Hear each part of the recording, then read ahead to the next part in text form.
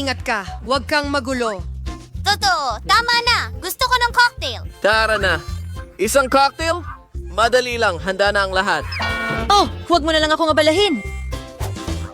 Alam ko ang maraming mga recipe at gagawa ako ng pinaka hindi pangkaraniwang cocktail, hindi lang basta cocktail. Una, gagawa ako ng masarap na lollipop.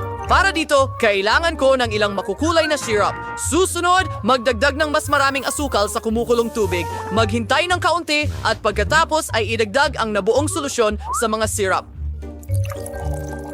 Ngayon, ang swambyaswarap to sabaji. Kailangan natin kunin ang mga patpat. Igbit ang mga espesyal na sipit sa mga ito. Isawsaw ang mga patpat sa nagresultang solusyon. Napakahalaga na ang mga patpat ay hindi dumikit sa ilalim ng baso. Ay, naku. Matutulog na lang ako. Siyempre. Pakinggan mo, Lolo, pakiabot naman ng strawberry. Oo naman. Walang problema, Chef Samantha. Heto ang mga strawberry mo. Salamat. Oo. Okay, salamat. Sa ang unang layer ng cocktail ay handa na. Kaya, dinudurog ang ilang strawberries, nagdadagdag ng Sprite at piniblend ito.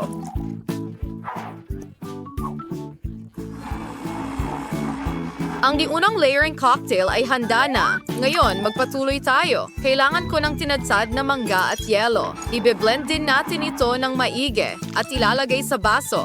Ang ikatlong layer ay magiging asul na gawa sa berries. At dekorasyonan natin ang cocktail. Oh, Diyos ko! Oh, ano ito? Lolo, patayin mo ang alarm clock mo! Ang sama!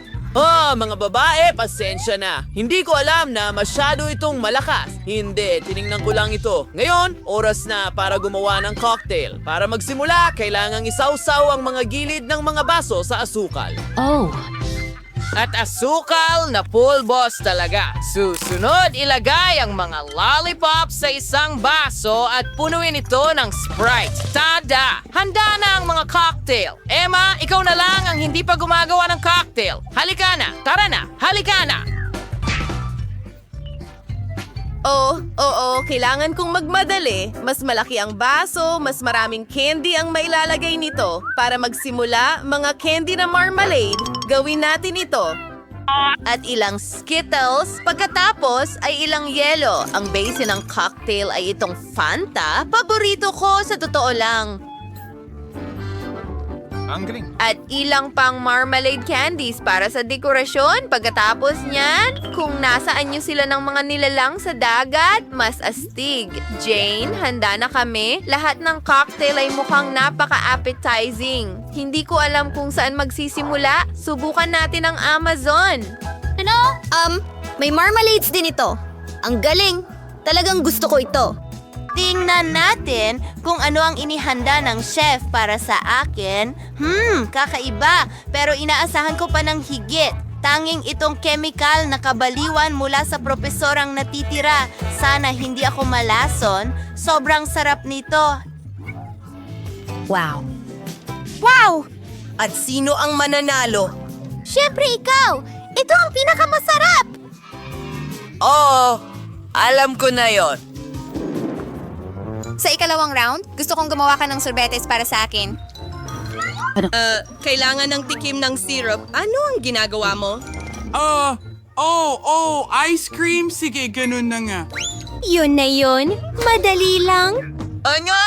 Sana ako magsisimula. Sa tingin ko, gagawin ko muna ang mga bola ng sorbetes mismo, lahat sa tulong ng chemistry. Susunod, isang tsokolating syrup. Ibubuhos ko ito sa basil ng sorbetes at sa mga bola mismo. At kaunting makukulay na sprinkles ay hindi makakasama.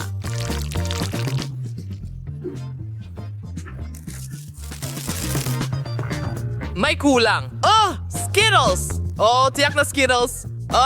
Hoy! Ano? Sige.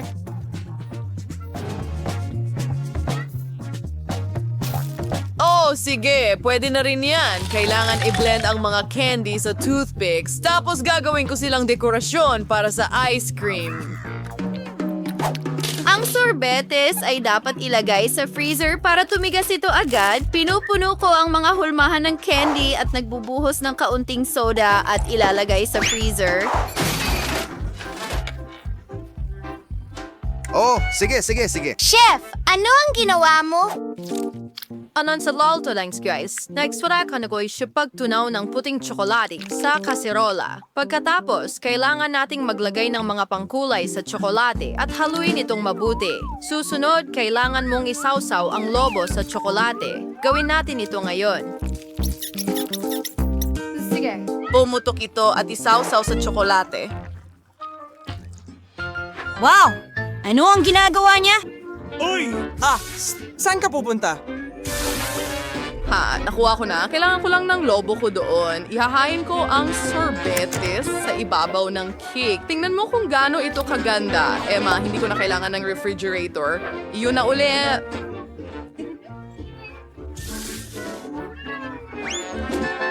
Ngayon, kailangan nating painitin ang caramel syrup. Sa tulong nito, magiging mas maganda lang ang aking putahe.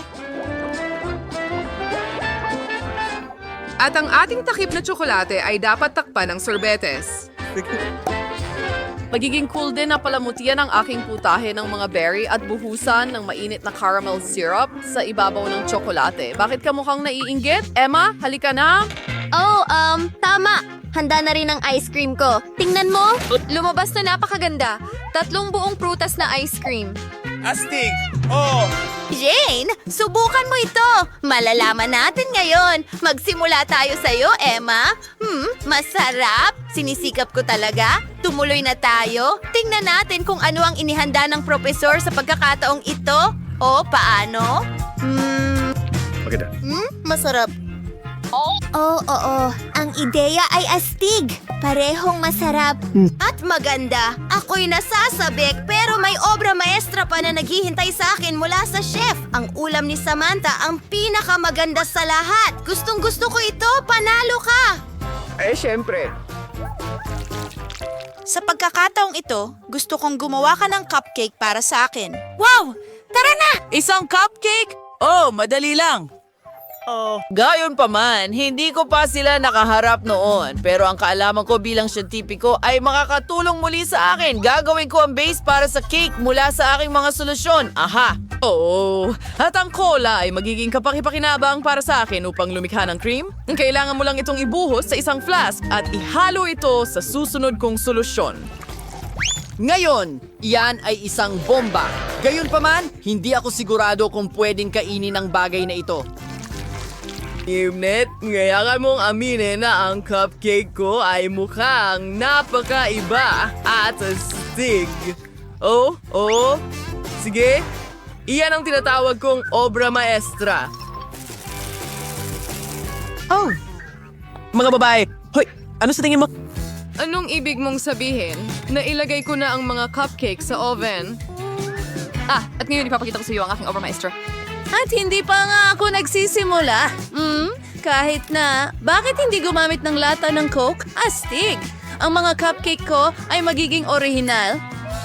At halos handa na ang aking mga cupcake. Ngayon, kailangan mong ilagay ang mga ito sa anyo ng isang malaking cupcake at lagyan ng cream sa ibabaw. Ang cream na ito ang magiging pangunahing cream at magkakaroon ng karagdagang kulay na cream sa ibabaw nito.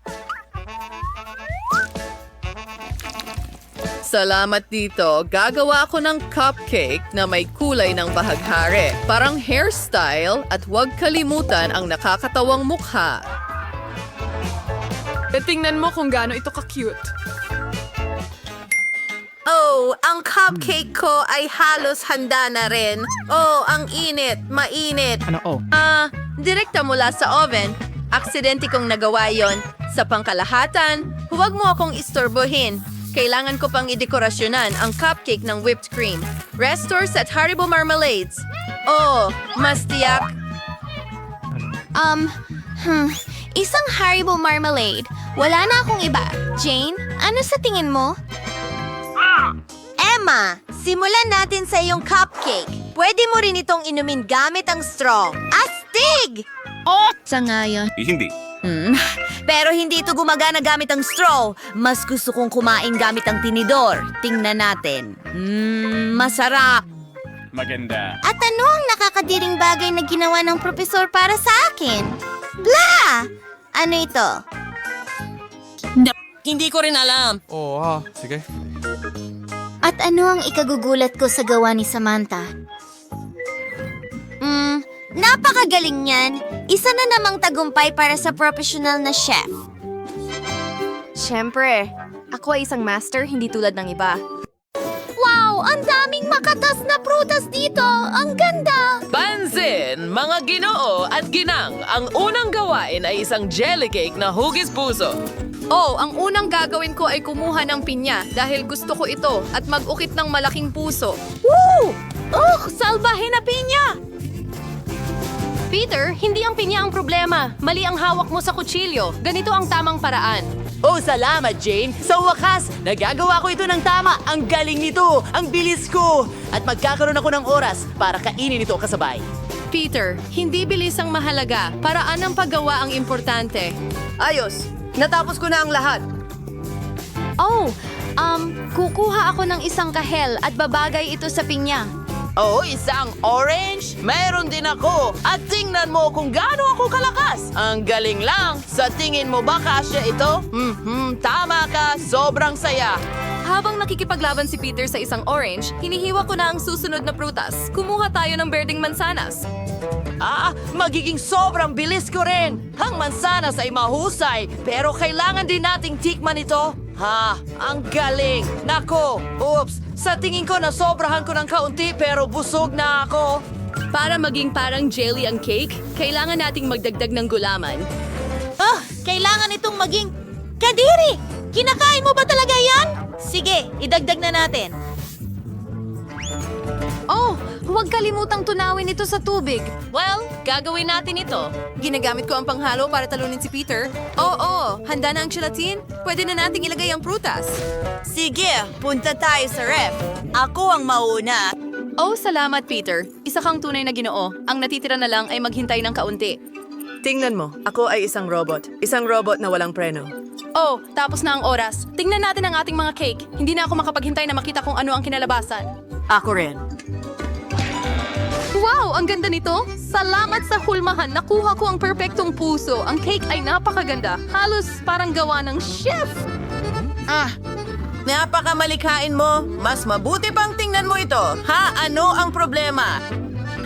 Mukhang hindi mo nahalo ng maayos ang gelatin? Ayos lang yan. Magdadagdag lang ako ng cream at magiging kahanga-hanga ito. Ano? Hindi yan makakatulong sa'yo. Kailangan mong magdagdag ng kaunting whipped cream. Ang daming berries sa mesa. Gagamitin ko ito para i-dekorasyon ang aking cake. Bagay na bagay sila sa mga prutas na meron ako dito. Berry. Sabi mo, ang pakwan ba ay berry. Sige, isama natin ito sa magiging cake ko. Tada! Handa na kami para sa'yo, chef! Sige. Tingnan natin kung ano ang meron ka. Ang cake na ito ay replika ng orihinal. Jane, ang galing! Okay lang ba kung subukan ko? Magandang hiwa. Ang hatal ay simple. Kamangha-mangha, chef? Ano? Huwag kang masyadong mabilis magpuri kay Jane. Hindi mo pa natitikman ang akin. Pakiusap? Ano ito? Ano ba ang gungot? Sige, susubukan ko to. Hindi talaga masarap. Nakakahiya ito. Nasobrahan ko. Oh wow, mukhang may bagong gawain. Medyo interesante ito. Masaya. Hindi na makapaghintay na subukan. Ang bagong assignment ay isang unicorn cake. Magsimula na. Magaling. Kukunin ko ito. Buti na lang may isa pa ako. Hey, ang ganda nito. Ang ganda ng dilaw na layer. Ang mga regular na layer ay masarap din. Idadagdag ko rin sila sa aking cake. Sa tingin ko magandang ideya yon. Ang ganda nito. Nauna na naman si Jane sa akin. Paghahalo ng mga layer. Ang galing na ideya. Paano naisip ni Jane iyon? Ang unicorn cake ay dapat makulay na parang bahaghari. Buti na lang alam ko lahat ng kulay. Ang galing! Hoy, ibalik mo yan. Ano pa ang gusto mo? Ako ang nauna. Hindi mo ginawa! Nako, napunit ang piraso. Kulang ito. Ayos lang. Kailangan lang nating pulutin ang mga nahulog na piraso. Tingnan mo yan. Hindi natin kailangan ng balahibo. Oo nga. Walang makakakita nito sa ilalim ng cream. Oo, hindi mo pwedeng ilagay ang pagkain mula sa sahig sa cake. Marumi iyon. Sige, hindi ko na ilalagay ang huling layer. Oh, gusto ko ang cream. Ang tamis at sarap. Sayang hindi mo matitikman. Marami kang namimiss. Ang cream na ito ay perpekto para sa aking cake. Oh, halika dito, kaibigan. Maginhawa ka sa aking cake. Dito ka nababagay. Well, hindi ito perpekto, pero ayos lang. Oh, Jane.